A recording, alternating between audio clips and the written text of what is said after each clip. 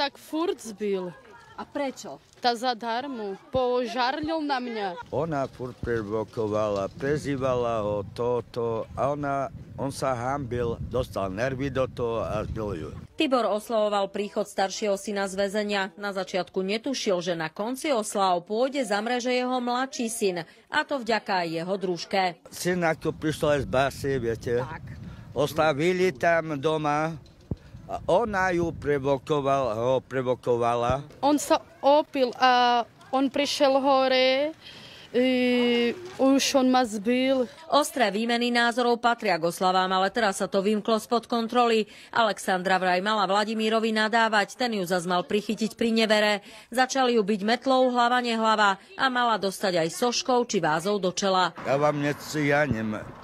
Čistú pravdu hovorím, malé sochy nemáme. Skadiaľ sochy zoberiem? Tu ma udrel, aj tu. Mám na seba čiernosti, aj tu.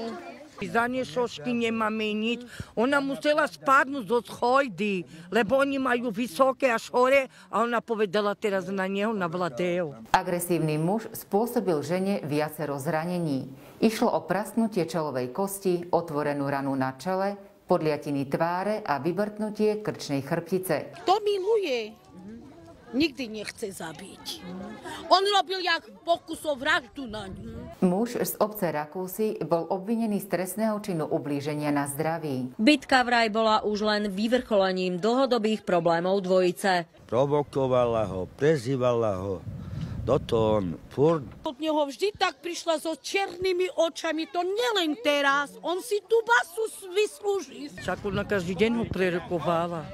Ona sebe nedala rádi. Aj keď sme ju vyhodili, ona vždy prišla nazad. Vidíte na mňa, jak vyzerám? Aj on nech cerpí. Keď ja cerpím, aj on nech cerpí. No už zdá sa, že až súdne pojednávania ukážu, ako to s tou bitkou v skutočnosti bolo. No súd sa rozhodol o tom, že 27-ročný Vladimír si na proces počká vo väzbe. Z Podtatier Zuzana Pojedincová, televízia.